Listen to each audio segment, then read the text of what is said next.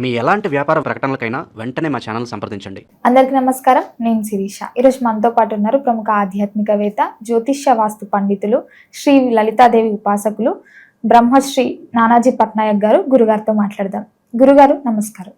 ముఖ్యంగా ఈ డిసెంబర్ మాసంలో కుంభరాశి వారికి ఎలా ఉండబోతుందంటారు? ఎలాంటి జాగ్రత్తలు తీసుకోవచ్చు అంటారు? ఏ దైవాన్ని పూజించమంటారు? కుంభం వారికి ఏలినాటి శని నడుస్తుందమ్మా. ఇంకో సంవత్సరంన్నర పాటు ఉంది చెప్పాలంటే. లగ్నంలో రాహు, సప్తమ కేతువు, దశమంలో అధిక గ్రహాలు, లాభస్థానంలోకి కుజుడు రాబోతున్నాడు.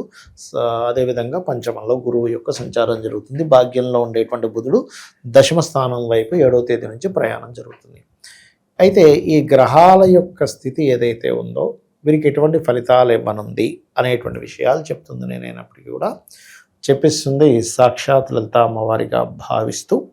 ఫస్ట్ ఆఫ్ ఆల్ ఏంటంటే ఇక్కడ లగ్న రాహు ఇమాజినేషన్ ఏదో జరుగుతుందేమో, ఏం జరిగితే ఏం చేయాలి అనే ఎక్కువ థాట్ని ఇస్తూ ఉంటుంది రాహు ఎప్పుడు కూడా. కాబట్టి వీళ్ళు సహజంగా కుంభం వారి లక్షణం ఏంటంటే వీళ్ళకి బయట వారి మీద ఏడవడం చేత కాదు. ఏదైనా ఉంటే వీళ్ళు లోపల బాధపడతారు, వదిలేస్తారు. ఎప్పుడు ఎంజాయ్గా ఉండాలి, పక్కవాడిని ఆనందింపజేయాలి, పక్కవాడితో హ్యాపీగా ఉండాలి. మనం వెళ్ళామంటే పక్క వాళ్ళు ఆనందించాలనే స్వభావం పూర్తిగా ఉంటుంది. ఎంటర్టైన్మెంట్ జోన్లో ఉంటారు ఎప్పుడు వీళ్ళు, ఉన్న దాంట్లో సంతృప్తిగా ఉంటారు. అయితే వీళ్ళకి ఎప్పుడైతే రాహు వచ్చిందో కొన్ని భయం, అమ్మో ఏమవుతుందో, అమ్మో అలా అవుతుంది ఇలా అవుతుంది, ఇట్లాంటివి ఎక్కువ ఉంటుంటాయి. అందుకని వీలైనంత మటుకు దుర్గా ఆరాధన చేయడం మంచిది. ఇక రెండో శని ఉన్నాడుగా కాబట్టి ఏంటి, ఏలినాటి శని నడుస్తుందండి, ఫైనాన్షియల్గా చాలా టైట్ అయిపోతుందండి అని చెప్తూ ఉంటారు. ఒకటే గుర్తుపెట్టుకోవాలి, శని యొక్క ప్రభావం మీకు తగ్గాలి అంటే గోవులకి సేవ చేయడం, గోవులకి బెల్లం తినిపించడం, అమ్మవారి ఆలయాలు లేదా ఆంజనేయ స్వామి ఆలయాలు, సుబ్రహ్మణ్యేశ్వర స్వామి ఆలయాలు, వెంకటేశ్వర స్వామి ఆలయానికి వెళ్ళి అక్కడికి వెళ్ళి ఏదైనా సేవ చేయడం చేస్తూ ఉండాలి. ఫైనాన్షియల్ మ్యాటర్స్లో కుటుంబ సభ్యులతో అనవసరమైన రప్చర్స్ వస్తూ ఉంటాయి, ఇది కొద్దిగా చూసుకోవాలి.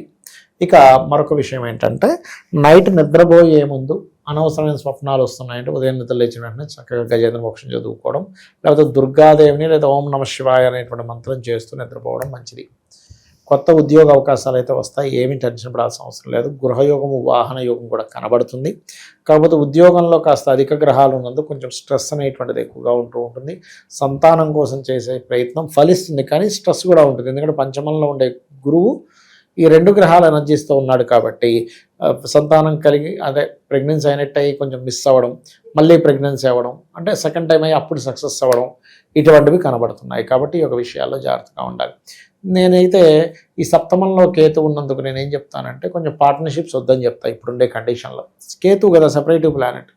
ఎలా ఉంటుందంటే పార్ట్నర్స్తో గొడవాలంటే వీళ్ళు పార్ట్నర్షిప్ చేస్తారు రావాలన్నప్పుడు, ఎందుకంటే వాళ్ళకి ఆ రూపంలో ఇబ్బంది రావాలిగా.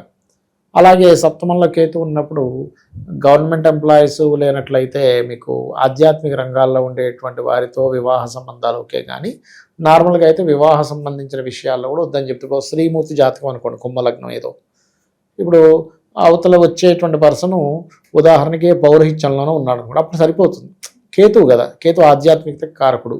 అలాగే ఆయుర్వేదిక్ రిలేటెడ్, మెడికల్ రిలేటెడ్ వాటికి రవిరాశుల్లో ఉండే కేతువు కారకుడు, దానికి అది కనెక్ట్ అవుతుంది. కానీ అది కాకుండా లేదా ఒక మ్యాజిక్స్ చేస్తున్నారు, మ్యాజికల్ ఫీల్డ్స్, ఈవెంట్స్ ఫీల్డ్స్లో ఉంటారు, అలాంటి వాళ్ళకు ఓకే, కానీ మిగతా వాళ్ళకి అది సెట్ కాదు. కాబట్టి నన్ను అడిగితే ఇంకొక సంవత్సరం వరకు ఉంటాడు కేతువు అక్కడ. కాబట్టి ఇంక తప్పనిసరి చేసుకుంటే మాత్రం గణపతి హోమము, గణపతి ఆరాధన చేసుకుని ముందుకు వెళ్ళండి. కానీ అదర్వైజ్ ఈ 1 ఇయర్ పాటు వీళ్ళు కొంచెం ఈ వివాహ సంబంధించిన విషయంలో జాగ్రత్తగా ఉండడమే మంచిది చెప్పాలంటే.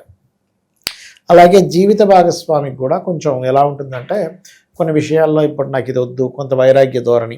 ఎందుకంటే సప్తమ కేతువు కదా, వీళ్ళు వివాహం చేసుకుంటా అన్న అవతల వాళ్ళు ఎందుకో యాక్సెప్ట్ చేయరు.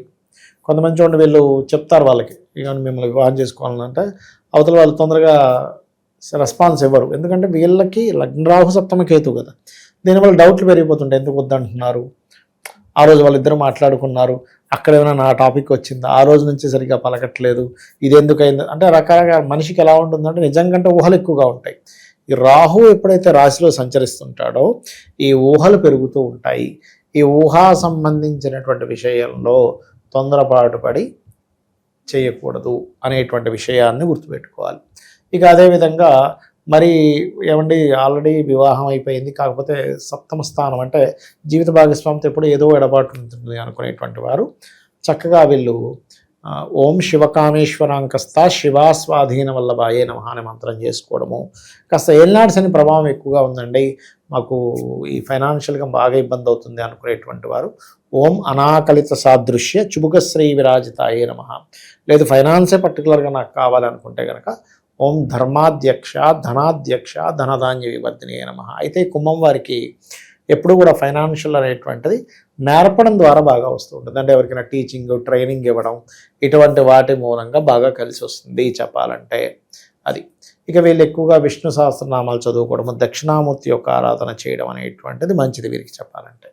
గురుగారు, ఇంతవరకు మనము గోచార జాతకాల గురించి చెప్తున్నారు. సో వ్యక్తిగతంగా మన జాతకాలని ఎలా తెలియజేస్తారు గురుగారు? ఏం లేదమ్మా, ఫస్ట్ ఆఫ్ ఆల్ గోచార ఫలితం ఈజ్ ఇప్పుడు మార్కెట్ ఎట్లా ఉంది, బయట వాతావరణం ఎలా ఉంది అలాంటిది. పర్సనల్ చార్ట్ ఈజ్ మనము కంప్లీట్గా ఈ జీవుడు. ఇప్పుడు ఎగ్జాంపుల్ ఇక్కడ నుంచి నేను ఒక అమీర్పేట వెళ్ళాలి, ఆటోలో వెళ్ళొచ్చు, కారులో వెళ్ళొచ్చు, మెట్రోలో వెళ్ళొచ్చు, ట్రైన్లో వెళ్ళొచ్చు, ఉదాహరణ చెప్తున్నా. రకరకాల మార్గాల ద్వారా వెళ్తా, బైక్ మీద వెళ్తా. అసలు నేననేవాడిని శక్తి లేదు, నాకు జ్వరం వచ్చింది, ఎలా వెళ్తా? మన నీరసంగా ఉంది, నేను వెళ్ళలేనంట. అంటే ఇన్ని ఉన్నాయి. కానీ అదే గోచారంలో ఇప్పుడు క్యాబులు బంద్ అయ్యాయి, ఆటో ఆప్షన్ ఉంటుంది, ఆటోలు కూడా తిరగట్లేదు, ఫ్రెండ్ బైక్ వేసుకొని వెళ్ళొచ్చు, నా బైక్ ఉంటే వెళ్ళొచ్చు, అవునా? అంటే ఏదో ఇంకొక ఆప్షన్లో మనం వెళ్తాం, గోచారం సరిగ్గా ఉండాలి. కానీ మనమే సరిగ్గా లేకపోతే అసలు ప్రయాణమే జరగదు. అలాగే పర్సనల్ చార్ట్ ఈజ్ మనం పుట్టినప్పుడు ఏ గ్రహాలు అయితే ఎక్కడెక్కడ ఉన్నాయి, మనం పుట్టినప్పుడు ఉండేటువంటి లగ్నం ఏమిటి, నక్షత్రం ఏమిటి, దశలే నడుస్తున్నాయి, ఎటువంటి యోగాలతో జన్మించాము, ఇవన్నీ ఎలా జరుగుతాయంటే పూర్వజన్మల్లో మనం చేసుకున్న కర్మ ఆధారంగా ఇవన్నీ ఏర్పడతాయి. అంటే మనం మంచి రాయల్గా ఉండే ఇంట్లో, మంచి తల్లిదండ్రులు, మంచి వాళ్ళతో పుట్టామంటే లగ్నం బాగుందని అర్థం. మంచి సంపాదన, కొంతమంది చోటు పెద్దగా చదవకపోయినా బాగా సంపాదిస్తారు, లక్షల కోట్లు సంపాదించేస్తున్నాడు, తీరా చూస్తే 7వ తరగతి చదువుకున్నాడు. నేను చూసే ఒక జాతకం 3వ తరగతి చదువుకున్నాడు, ఆయన సంతకం కూడా పెట్టరని రాజు, నెలకు ₹1,00,00,000 సంపాదిస్తున్నాడు. ఎట్లాగంటే అంతే ధనయోగం ఉంది, సంతకం కూడా పెట్టరని రాదు ఆయనకి, పెద్ద ఏజెన్సీ నడిపేస్తున్నాడు. ఏం చేస్తాం? అంతే. అంటే అతనికి టీము అంత అలా కుదిరారు. అలా ఏంటంటే ధనయోగాలు బాగుంటే, ఇక్కడ ధనయోగాలు బాగుండడం ఒక ఎత్తు, ఎందులో ధనయోగం ఉందో తెలుసుకోవడం ఒక ఎత్తు. మన పర్సనల్ చార్ట్లో అసలు మీకు ధనయోగం ఎందులో ఉందో తెలుసుకుంటే మీరు తత్ సంబంధించినటువంటి ఎడ్యుకేషను, తత్ సంబంధించిన వ్యాపారం చేస్తే ఆటోమేటిక్ కలిసి వస్తుంది. ఇక మనం ఎప్పుడు మనకి డబ్బులు ఇబ్బంది వస్తుందంటే మనకి కలిసి రాని దాంట్లో మనం వేలు పెడతాము, అది మీకు కలిసి రాదు. ఎలా వస్తుంది? ఇప్పుడు భూమి లోపల ఇక్కడ వాటర్ పడతాయంటే అక్కడే తవ్వాలి, ఇంకో దగ్గర తవ్వుతే ఏమవుతుంది? శ్రమ, ధనం వేస్ట్, శ్రమ వేస్ట్. ఎలాగో ఇది కూడా అంతే. అలాగే కొంతమందికి అన్నదమ్ములతో గొడవలు ఉంటాయి. ఎందుకు ఉంటాయి అంటే మీరు పూర్వజన్మలో చేసిన అన్నదమ్ములతో నక్కచెల్లెలతో చేసిన గొడవలు ఈ జన్మలో కర్మ రూపంలో వస్తుంది. అలాగే ఏం చదువుకోవాలి, అసలు ఏ దిశలో మీరు ఇల్లు కట్టుకుంటే మంచిది. ఆల్ డైరెక్షన్స్ ఈజ్ గుడ్, కానీ ప్రతి ఒక్కరికి ఒక డైరెక్షన్ మీకు అద్భుతమైన యోగాన్ని ఇస్తుందని ఉంటుంది, అది తెలుసుకోగలరు. అది పర్సనల్ చార్ట్లో తెలుస్తుంది. అలాగే సంతానం అభివృద్ధి అవ్వాలంటే ఏం చేయాలి, సంతానం ఎందుకు లేట్ అవుతున్నారు, ఎలాంటి సంతానం పొందుతారో మీరు ఇప్పటికిప్పుడు జాతకం ఇస్తే ఎవరిదైనా, నాకు తెలియదు, మీ ఫోన్లో ఏదో ఒక నెంబర్ ర్యాండమ్గా తీసుకోండి. ఇప్పుడు మీరు ఫోన్ ఓపెన్ చేసి ఆయన్ని ఒక ర్యాండమ్గా కొడితే వాళ్ళ సంతానం గురించి ఇప్పుడు చెప్పచ్చు. ఎలా ఉంటారు, అమాయకంగా ఉంటారా, లేకపోతే స్పిరిచువల్గా ఉంటారా, అగ్రెసివ్గా ఉంటారా, ఫ్యామిలీని వదిలిపెట్టి ఉండడానికి ఇష్టపడతారా, ఫ్యామిలీతో ఉండడానికి ఇష్టపడతారా, అన్నీ తెలుస్తాయి. అట్లా సంతాన అభివృద్ధికి ఏం చేయాలి, అసలు ఎప్పుడు వివాహం చేసుకుంటే మంచిది. ఇప్పుడు చాలామంది మ్యారేజ్ మ్యాచింగ్స్ చూసామండి కానీ డివోర్స్లు అయిపోతున్నాయి అంటాం కదా. కారణం ఏమిటి అంటే వాళ్ళు కేవలం మ్యాచింగ్స్ చూస్తారు, కానీ వాళ్ళకి సరైన సమయమా కాదో చూడరు. This is right time or not. ఇప్పుడు IAS exams, IPS, civils exams start అయింది, నేను వెళ్ళిపోయి రాస్తానంటే ఎట్లా? నేను ఫస్ట్ ప్రిపేర్ అవ్వాలిగా. నేను ప్రిపేర్ అవ్వకుండా వెళ్ళిపోయి రాసేసి నేను ఫెయిల్ అయ్యాను, ఇదంతా చీటింగు, అసలు వాడు ఏం దిద్దుతున్నాడు ఏంటో అంటే నేను ఫస్ట్ ప్రిపేర్ అయ్యి వెళ్ళాలా. అట్లాగే వీళ్ళకి వివాహ యోగం నడుస్తున్న సమయంలో వెళ్ళరు, చేసుకోరు. వివాహం నడవని సమయంలో వివాహం చేసుకోవడము, మంచి ముహూర్తం పెట్టుకున్నాం, మ్యాచింగ్ చూసాం, 36కి 18 వచ్చేసి అయినా కానీ ఎందుకు విడిపోయారు అర్థం కావట్లేదు బాధపడుతూ ఉంటాం. అదేవిధంగా బిజినెస్ కానివ్వండి, జాబ్ కానివ్వండి, ఇన్వెస్ట్మెంట్స్ కానివ్వండి, విదేశాలకు వెళ్ళే యోగం కానివ్వండి, లైఫ్లో వచ్చేటువంటి అప్ అండ్ డౌన్స్ కానివ్వండి, ఇవన్నీ మన పర్సనల్ చార్ట్లో తెలుస్తాయి. సరే నాకు జాతకం లేదేమీ లేదు, నేను సింపుల్గా ఒకటే చెప్తా, మీరు నిత్యము ఉదయం సాయంత్రం అమ్మవారి ఆరాధన చేయండి, లలితా సహస్రనామాలు చదువుకొని అమ్మవారి మీద పూర్తి నమ్మకం పెట్టుకొని, అమ్మ నా పని నేను ధర్మంగా చేసుకుంటూ వెళ్ళిపోతాను, నీదే బాధ్యత అనుకుంటే వెళ్ళిపోండి, ఆవిడ అన్నీ చూసుకుంటుంది. నీకేమీ తెలియదు అనుకుంటే, తెలుసు కొద్ది గొప్ప శాస్త్రపరంగా ఏం తెలుసుకుందని ముందుకెళ్తున్నావు, ఈ హెల్ప్ తీసుకోవచ్చు. అట్లా గురుగారు ఓవరాల్గా తెలియని విషయాలు ఎన్నో తెలియజేసినందుకు ధన్యవాదాలు. శ్రీమాత్రే నమః.